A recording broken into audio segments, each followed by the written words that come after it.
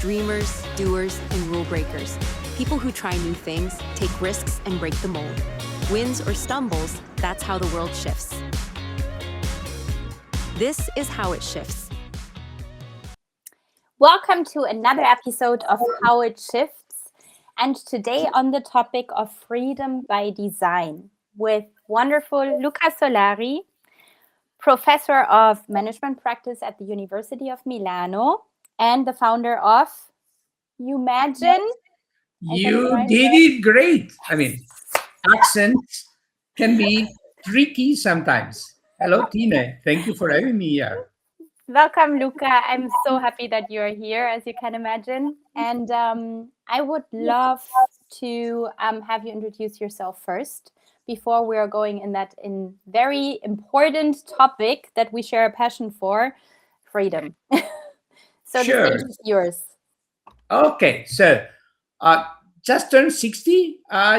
Most of my time thought I'm gonna be old and probably take a rest, but I'm still very much intrigued by what has been my driving force. So understanding how you can bring together the freedom, the autonomy, the responsibility, the desires of individuals, humans, and organization. That has been my ongoing struggle.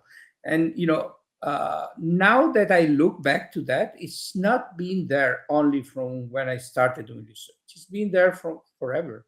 I've always fought against the difficulties of representing who you are within a more organized context. So yeah, and in that journey, I've been going through many different perspectives of this issue, both in research and in teaching in the university, in the academy, and also then striving to make it practical, to do that in the ongoing life of people, with companies, with friends, with people I have met along this journey. So that's I think, if I understand well, that's going to be the topic: freedom and organization, apparently conflicting forces, hopefully something that can join forces to bring about a very different world of work that we all strive to develop. Exactly. And I have to think back to the day we met, Luca, at the EUDF conference in Milano. And I know that physically we met for the first time there. And we had this walk to the dinner location, and we came very naturally to the topic of freedom. I mean, I asked you what's on your mind these days, and you were like, freedom. I'm like, poof. Okay. We have a topic we are sharing an interest in very deeply. And so my question would be, what is freedom to you? So quite interesting.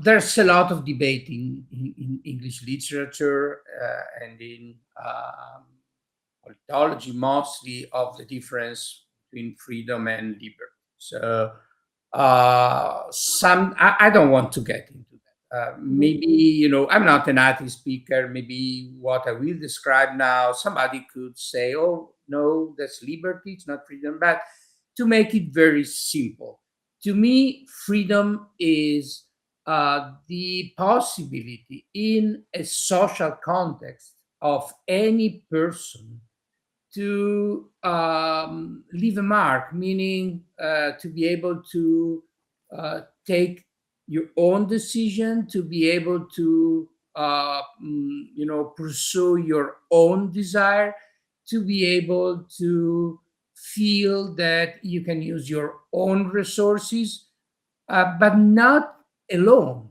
So not in a state where you can do whatever, but in a setting where there will be other people around you. And these people sometimes might not necessarily agree with you, but there's the space for you to constantly reproduce in reality something that is coming straight from your own individuality. So that's the way I think about freedom. So, in a very clear example, a person stranded alone on a highland, or maybe today on a distant planet, will not be free.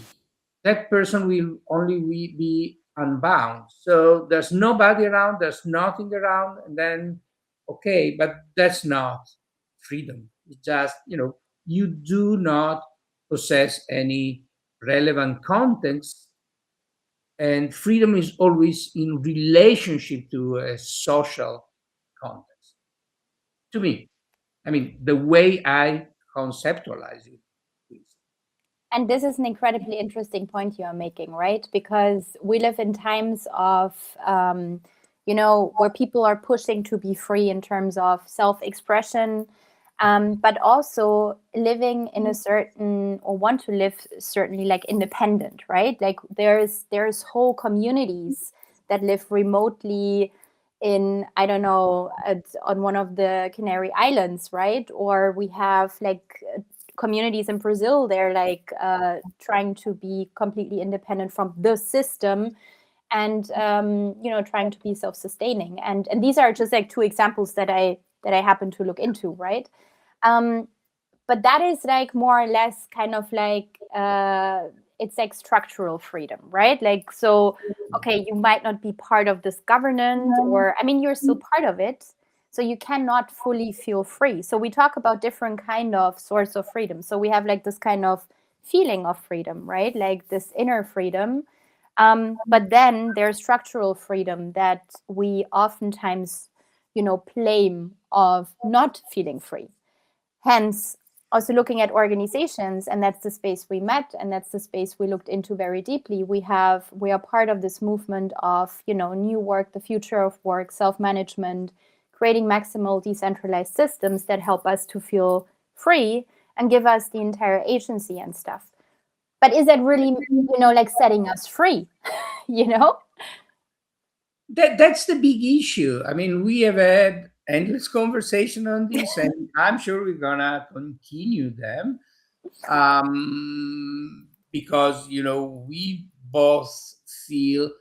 I mean, we both probably have an awkward feeling when we hear people preaching the fact that in new organization everybody will be completely free, and based on experience that you had and that we shared, and also my limited view through the lenses of research and reflection, there's a doubt out there. I mean, I'm not saying that there's not, I mean, people are not free necessarily, but I think that most of the time we are ruling out constraints, social pressure, power from these settings. So we live in the illusion that once you remove one form of powerful conditioning of people, which is hierarchy, which is legitimate power, we tend to be too fast to think that then everybody's going to be free. I'm not that sure about this. I think things are more nuanced there, and that sometimes it's even complex for a person to fully um, perceive the extent to which we are being conditioned by what is around us. So that's, and it's not just a theoretical debate, because some of you might come under the impression, oh yeah, these academics, they end up having endless debate on very subtle different. No, I Did think you just call me an academic? Really, Luca? Me? yeah, I mean, you are. I told you several times. I think you are more of an academic than I am. Many times. No, really, I'm not joking. Because the level of reflection, self-reflection, is what marks, to me at least, the difference between a person that has the academic lenses and another person who can have many other lenses but not the academic one. So going back to that, so somebody could come under the impression that that's what it's about. No, I do believe it's mostly about the fact that we run the risk of imposing over people ideal structures that we define as being better than the previous Mhm. ones, but not necessarily these same structures will be acting in favor of freedom for individuals. So yeah, it's You I think know, I we're feel like trying to yeah.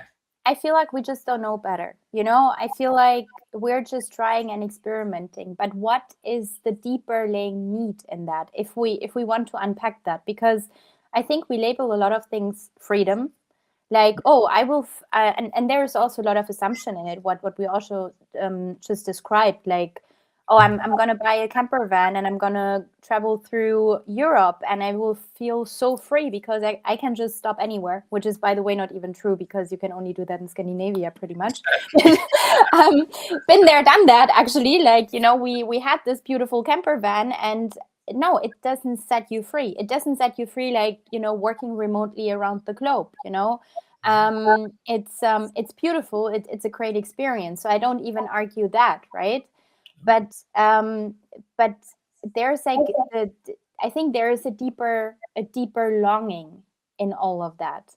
And what you said in the beginning is super important. Like this, I think, like this is only happening in relationship, in interdependence, right? Because this is how we live, and this is also how like what it I don't want to say, like, how do I say that? Like, it's important to live, in the collective and practice this kind of interdependence, because we see also nowadays a lot of people suffering depression or burnout, and there is like this big tendency of, I disconnect to reconnect, right? Like this kind of creating consciously in isolation to heal yourself.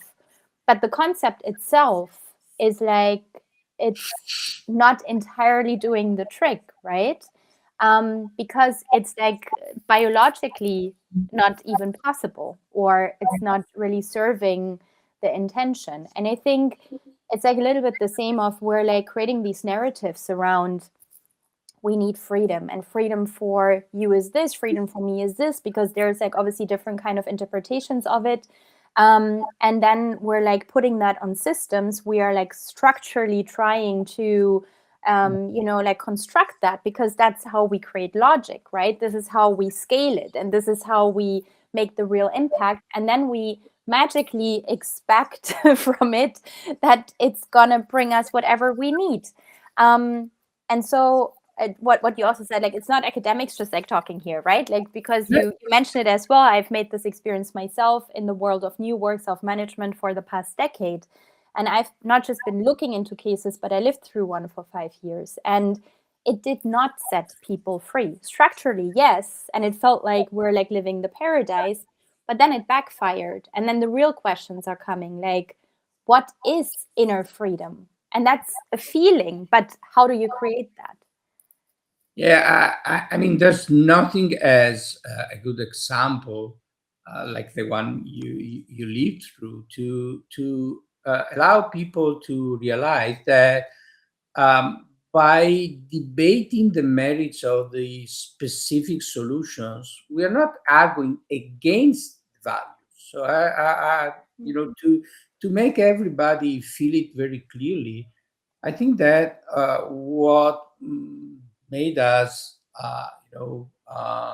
so close in our analysis of the system is exactly our um, deep and really almost needy desire to find a solution to this. So, Mhm. and what happens is that many times when you look at all these very apparently appealing models on how to set people free, you have the perception. I mean, I do have the perception at the end that, okay, but what is the difference with traditional organizational design? At the end of the day, there's somebody with a big brain thinking what needs to be done, and they write it down and they define the rules for everybody else.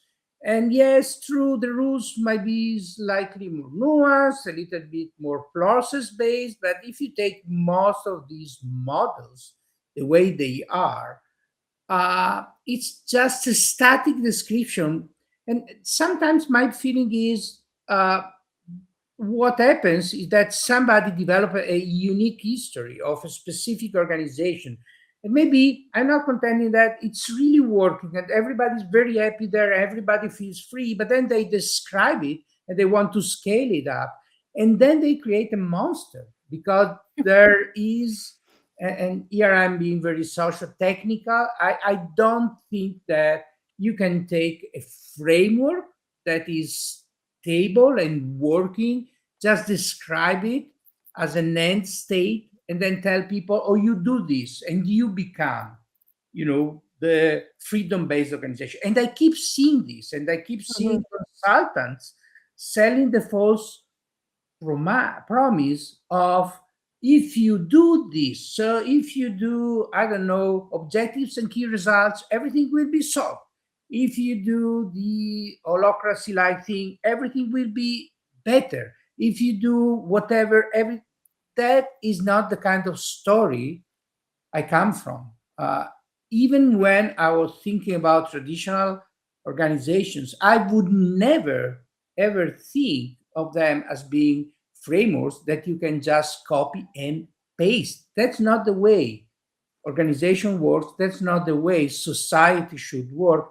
And this is the old utopian view, sometimes ending up being dystopian, that somebody can tell us how to organize our life, and I'm scared of that.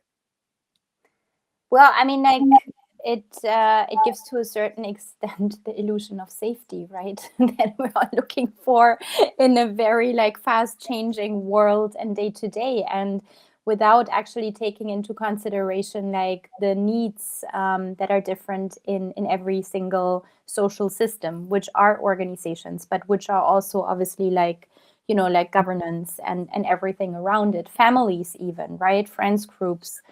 I mean, we're talking now about freedom on two different levels, right? In the system practically, and then on individual level.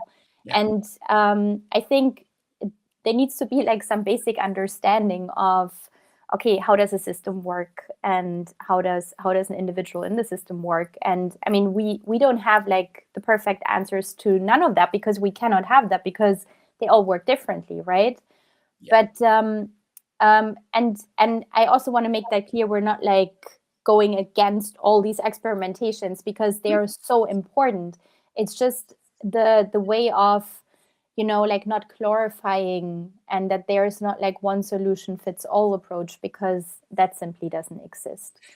Exactly, and that's the point. I think we should encourage all these experimentation, but we should encourage them as social experimentation. So not adopting a predefined framework, but finding our way. And the more we have, the better it is. And there can be many different paths to an organization where people truly and genuinely perceive that they are free and the organization is working very well, and there will be many failures as well. The problem is when we want to force a specific model, and we take that as the blueprint, and the risk to me is that people might start it genuinely, but then it becomes an issue of forcing some form of reality on other human beings. And I don't like that. I've felt it so many times on my skin. And I know that maybe somebody reacts differently for sure than I do, but I don't like it. And I expect that there will be other people who might share some of these feelings as well. So yeah, we need to be very careful when we move into that direction, which is not necessarily, I mean, bringing us to criticizing the new, and then saying, okay, things were better when we had the old hierarchical organization. I'm not saying that. I do firmly believe that we need something different, uh, but that something different is still to be found. It's Mm. not there and ready. And also the way we describe it, we tend to describe in books and other stuff the outcomes. What's important is what led you to that outcomes. So I would greatly, appreciate a book that is not telling us what's the form, Mm. but a group that tells us what was our journey. That's what matters most. But even that, right? Because we have like so many books, like the 15 points to get to XY or this and that, like, because it's easy to take a story for granted and to try to replicate it, right? And I think why this is happening, because there is a certain kind of fear, a fear of failure, a fear of missing out, a fear of, whatever, as in, leaders in organizations, or also consultants, like I need to do my I need to do a good job. My branding needs to be on point. I need a very clear positioning to be found and all these kind of things. But how do you take this fear away to get people into experimentation? That's a big point. If we want to be honest about social technical design, um, this is a very delicate and highly uncertain activity, Mm. which means that that failure is exactly behind the corner. So actually, that's one of the reasons I think we have kept missing. Reality of design is inherently leading us most of the time to failure, and that's Mhm. what explains why you have this very pop data from leading consulting telling only 10% of digital transformation did work, only 5% of change. All of that is not an information. That's the reality of complex collective endeavors to change. So Mhm. we need first to recognize that, so that whenever we get into a journey to a new organizational model, to a new way of working with our organization, the most probable outcome is going to be some kind of failure. I'm not saying 100% failure, but something is not going to work properly. That's exactly because of the very complex interdependency between the different components of design. So, which means that we need to remove the fear, because there's nothing to fear of. It's actually happening, and regardless of whether you fear or not. But then the question stays, and it's not about fear, but then what's the space of design? So design comes from multiplicity. So instead of taking one project, one form, one goal, and forcing everybody alongside that, we need to use diversity. So instead of having one pilot, we should Mm. run 10 pilots. We should run 20 pilots. I know apparently this seems to be quite not efficient, but in the long run, it's just because you're going through many different options that you can really learn cumulative on a cumulative trajectory what works and what doesn't work. So in the end, again, apparently it's taking longer, but it's way less risky than just shooting one project and one form. That is what I constantly try to, you know, to get managers to understand, that they are at the frontier of the uncertain, and you cannot make things controllable when you are redesigning complex processes with many people, with many features. But that's totally makes sense. Luca, it makes completely sense to me. You know that. But at the same time, like, how do you make that practical? Because it's like you're trying to sell like a different kind of mindset, practically, yeah. right? Because it's like how we are wired, and in the system we live, in the organizations we work, like it's not like, oh yeah, we're like doing this by nature. And that's Yeah. where, in my opinion, this inner state of inner freedom comes in, because it gives you a certain kind of connection to, like, to yourself and how you make decisions, an inner kind of clarity and a direction to follow. So, and I think it sounds a little abstract what I'm saying right now, but I just want to make the point, like, it's a certain perspective on life, it's a certain belief system as well, and it's a certain mindset, right? So we're talking about a mindset shift. And funny enough, so last week, HR Tech Europe, Ah, I I went was there. looking forward to knowing how it was. You didn't tell me. No, I think I Let's gave remove the comments I had on what I was expecting you to I find. think I gave a couple of people a hard time, because I mean, obviously we're like living in times of AI, right? So everybody has an amazing AI solution and it's all amazing, and everybody tries to sell it to you. So I do have a couple of questions about that, obviously, right? Not just because I also co-developed an AI solution and I know how much thought went into it and how you test it in reality, but it was like, okay, guys, you're talking about, like, literally this person told me, and this is creating the mindset shift. So I was like standing there like, tell me more. Really? This is really like, filling the gap between the situation now and the desired mindset you want. An AI solution, which is supposedly creating structural freedom. Like, can we go a little bit deeper into that? And I mean, probably I should have just asked the question, are you a tech company, or are you, like more in the topic of organizational design or development?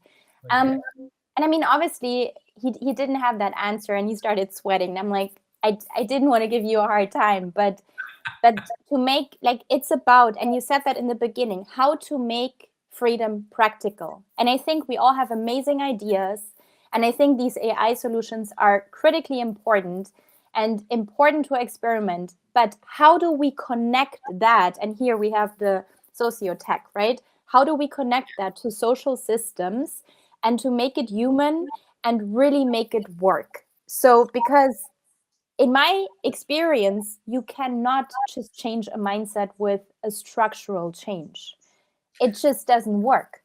It stimulates if you're lucky, Yeah. but then a lot more needs to happen, because it's a habit change. It's like there's so much coming. So please tell us a little bit about your experience on that. I mean, totally. But I think, as you said, the problem is in the mindset. I mean, it's totally comprehensible that as humans, we have some ongoing challenges from ever. One of them is how we deal with life and death, and another Mm. one is how we deal with the future. Mhm. So, as humans, we have developed thousands of different ways across all the cultures, community that have ever lived on Earth to predict the future. That's Mhm. what we strive to be doing. So, in the past, it would be by observing, I don't know, animals in the jungle, or it could be by throwing randomly stones and checking them, or by smoking, or by whatever. Yeah.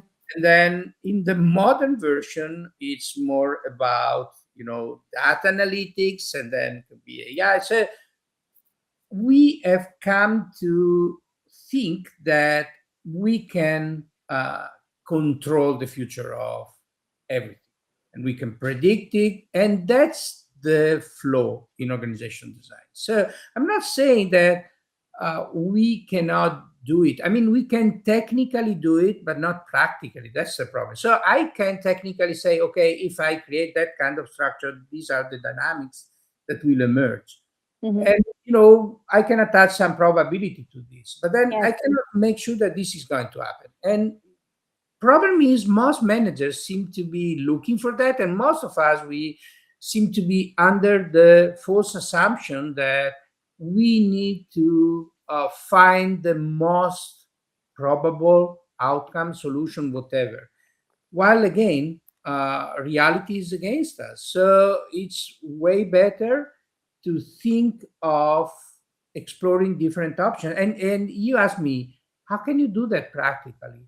Mhm. I mean, I can use a very simple example. So let's imagine you want to implement a new performance management system, whatever. Mhm. We do know a little bit about the different possible alternative frameworks for these kind of systems, and maybe there are other, but we have different possible options for that. So most of the time the process will be you ask for consulting, and you are convinced by one of the approaches, and you say, okay, this one is going to work well, and blah blah blah, and you follow. But is this the right way of doing this? So should we be convinced by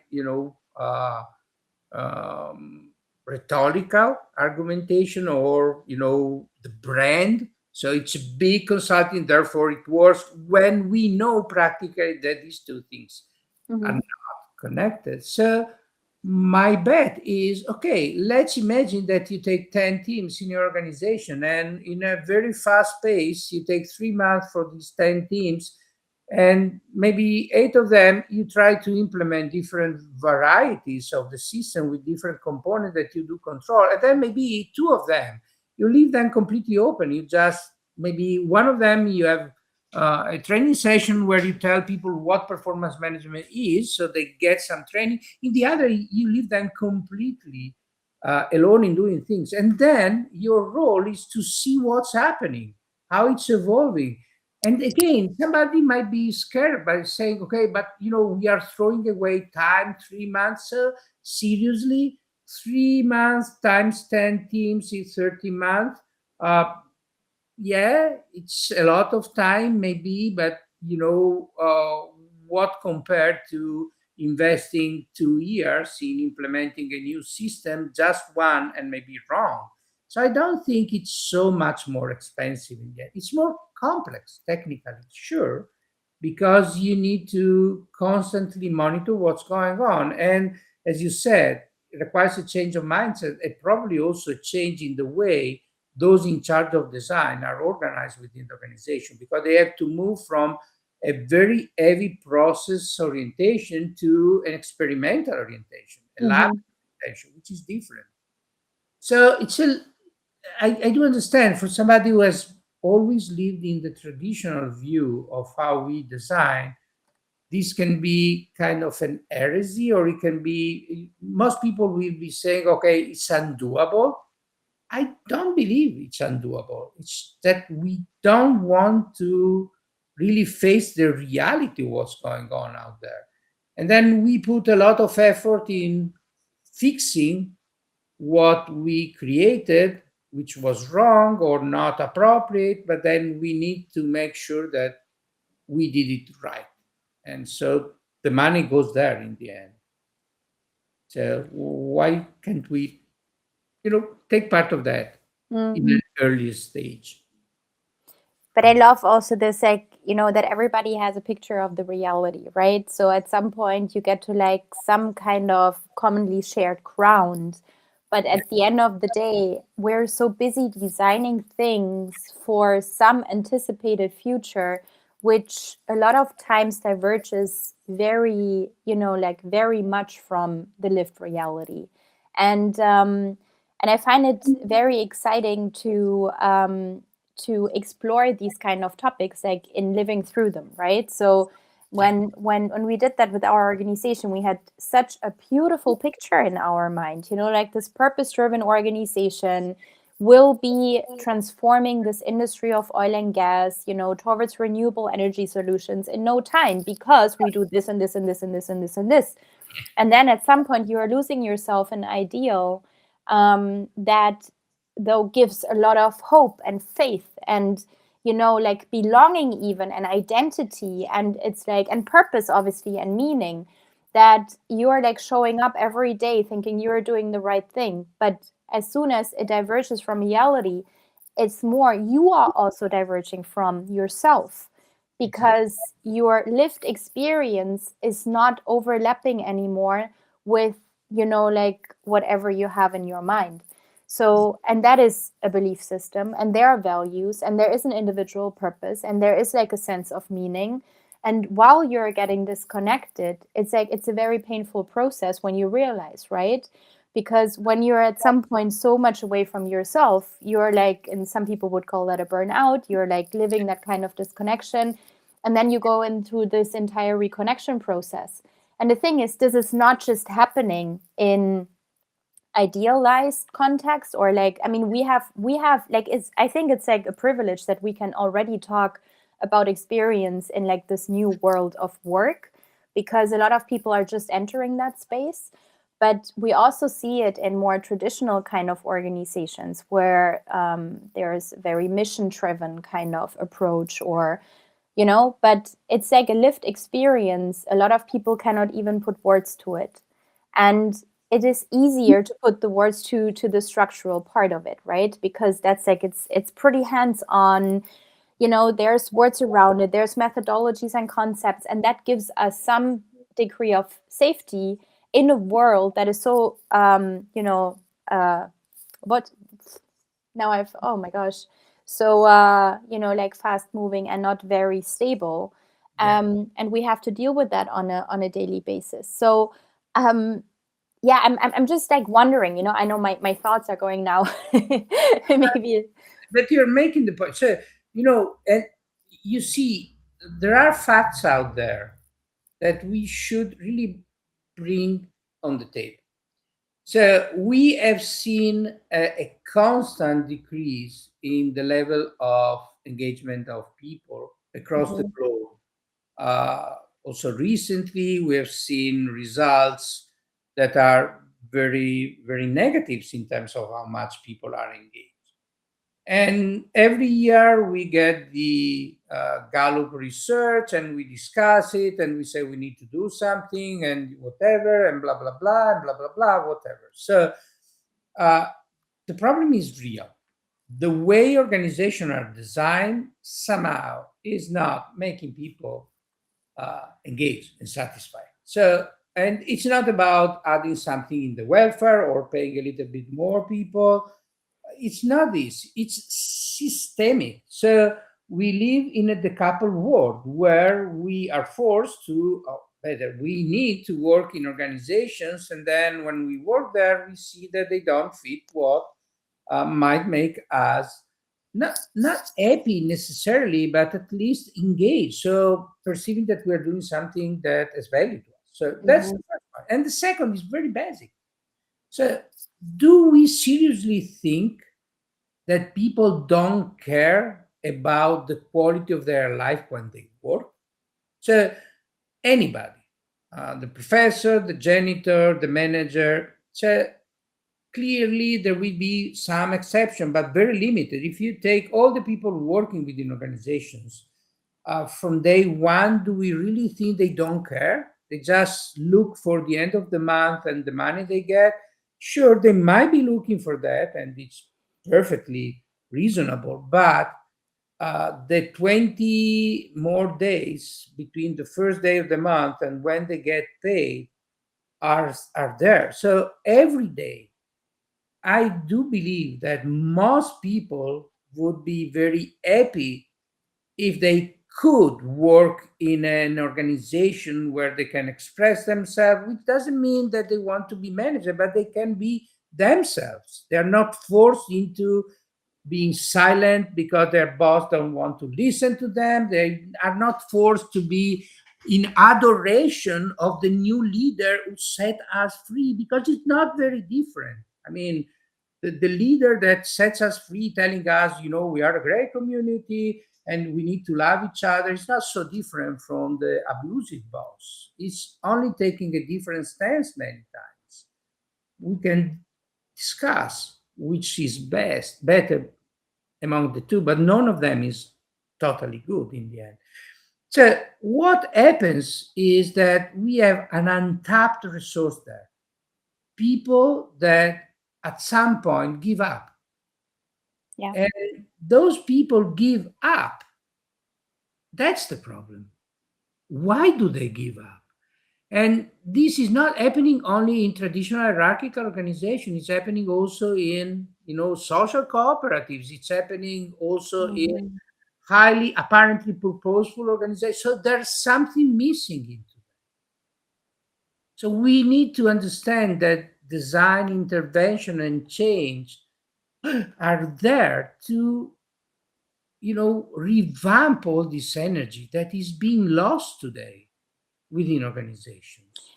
But Luca, don't you think that is also like this, like like root of a belief that there is a work life balance, there is, like I'm like deciding how to use my time for what, I'm deciding to use I need to make a choice, like I need to make a choice where I put my energy and so forth, like because we only have that much capacity and whatever. um but then I'm also coming with a different question, like, is freedom a choice? That's a very intriguing question. In a sense, yes. I mean, uh, again, now we are going back to very deep beliefs on the nature of humankind. Yes, but I think it's important to understand like the bigger systems as well, because that's Oh, what we are individually relating to, right? sure. I do think that most of our primary socialization today in complex society is removing the angle of individual freedom. So if you take, I'm not saying all of them, but most educational systems with varieties, some of them are more constraining, like the Mediterranean area, other are less constraining. Somehow, kids are not necessarily very free to choose their path, to decide what they want to do, and Hmm. so there's a lot of constraints. I don't know whether modern societies have more. Probably, traditional societies have more. But the good thing about traditional society is that once you broke free, you had a place outside of them where you could go. Today, it's very difficult, as you mentioned before, to really break free from social conditioning that is present. So. Uh, it's a very difficult choice at some point to become aware of our right to be free. So and this is happening also within organizations. So it's a journey. It's not a state. It's a complex process, and it starts from a choice, which is to decide you want to look at things through the lenses of how you feel and not what other people expect you to be feeling. So that sometimes goes against rules, goes against previous education and that thing. I don't want to give the wrong message that freedom is only breaking with the past. That's not what I'm saying. That at least Hmm. that's not what I would like to convey. But what I'm saying is that um, freedom is not you know uh, falling on us when we are bored. It's been an incredible challenge for humankind to develop the concept of freedom. So if we go back to the story of humans, uh, to be free for most of the time wasn't even in the agenda. Nobody thought about that. And then once we got it, and most of it we got it probably you know uh, somehow around, at least in the Western world, the French Revolution. Then the process started, and my feeling is that today we are a little bit bouncing back from that perspective. So No, I mean, just to make a point of that, we can do many things. We can choose many things today, but I'm not so sure that we are doing that from the perspective of being free. to me, freedom is a practice. And I mean, like, I think I was set up to just explore that topic since I'm 7 years old, right? When I would tell my parents I'm going to move to Italy, because I did tell them, I told them we used to go on vacation to Tuscany, right? Tuscany and the Dolomites for skiing and stuff. And I told them I'm gonna move to Italy. And I didn't know why, but now in hindsight, it was like I just felt very free. Like, you would be hugged by grandmas on the street because they thought you were cute, or you had ice cream before dinner. I don't know, like very, very different kind of things. So also, obviously, like the perception of freedom changed over the years. When I was 13, it was like ultimate freedom, or 15 or maybe 16. I don't want to make myself too young, but you would, like sneak out in the break at school and try like a cigarette, like but it was like, like this, you did that because you were like testing the boundaries to see like what does freedom mean.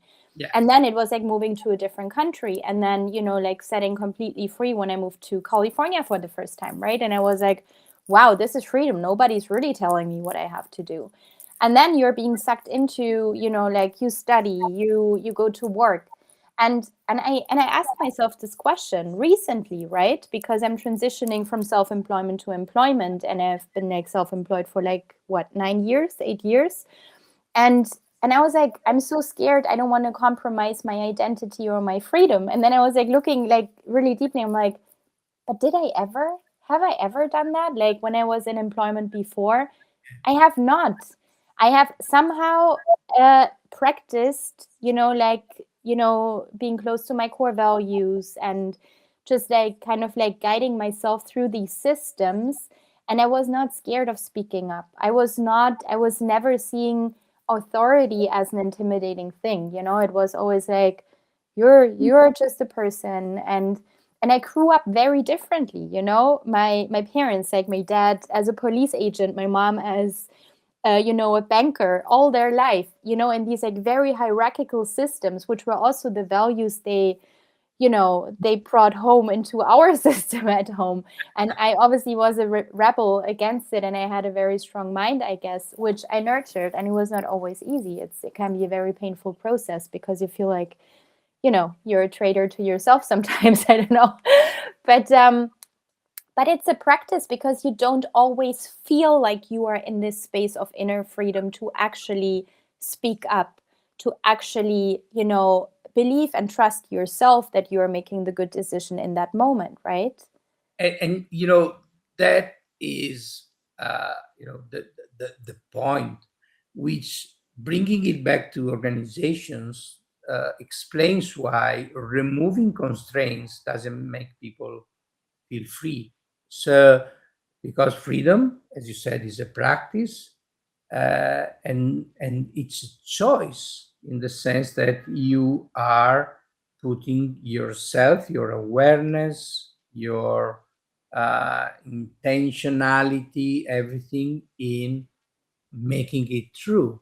Okay, so that's again why sometimes the risk we run into when we design new, um, possibly more free systems, is that if we don't acknowledge the need by people to develop that as a practice, Mm-hmm.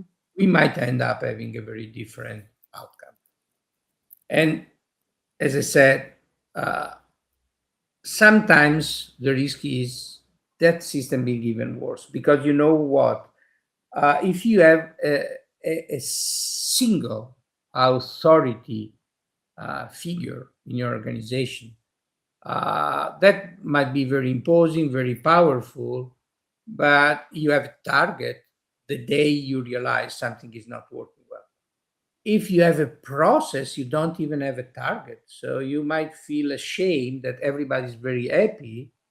Everybody says, oh, this is the most beautiful place on earth. It's a great place. We are all friends. No boss is not. And you as a person realizing that something, I mean, the narrative is not, totally Yes. correct. You cannot express it No. yourself. It gets even worse. Yeah. And the moment you do this, they're going to look at you as the problem child. So what's the problem? You're the outsider. Exactly. So Yeah. all of a sudden, you move from being part of this very solid collective where everybody is really feeling that they are okay to becoming the outsider, the black sheep. Mm-hmm. And, in traditional hierarchical organization, yeah, but less. In this kind of organization, that can be much worse. So, which is not to say, let's go back to the hierarchical, but it means No. huge responsibility on Yes. everybody, and Exactly. particularly leaders, which, as we have discussed in our forthcoming white paper, are very key to what is happening in those Yes. organizations. Great responsibility on them. Yeah. Yeah. Yeah. Yeah. This underestimation of the topics of identity and belonging, right? I think that's really important to mention. I have a final question. How can organizations then, like support this process of inner freedom without intervening or like crossing boundaries, like intervening in the individual identity, intervening, in this kind of individual. Um, Yeah, development. Yeah, yes. it's very delicate because again, it's an inner practice, as you said. So I think that the first possible approach is to open up conversation on this. So Hmm. it's quite strange to me the fact that you very seldom see teams, groups, organizations setting up an honest conversation on, hey, uh, are you feeling free? What's going on? Do you think you are expressing yourself well? Or if they do this, is behind closed doors, so individual performance plan or whatever. So that should be an ongoing conversation on a daily basis. What's going on? So let's say, bring the language of freedom and opportunity and growth in the everyday narrative of the organization. A second thing is probably to use this first thing also to identify major constraints. So, as I said before, it's not just by removing constraints, but clearly, if there are constraints, it's also more complex. So, if you have abusive leaders, you need to remove them. And once you remove them, you don't get people to be free, but you create the conditions for that to emerge. So, Hmm. there are key points within organizations where you can find constraints that need to be addressed. So there needs to be a practice to remove these constraints, these barriers to individual freedom. And the third possible thing is, I would say, very commonsensical, but it's to uh, mm, really make sure that we reposition our mindset toward error. So, Hmm.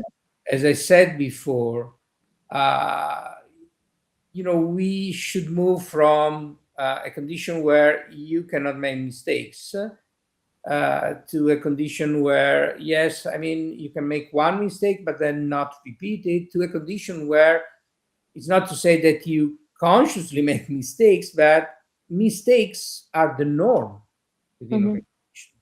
So failure is the norm. Yeah.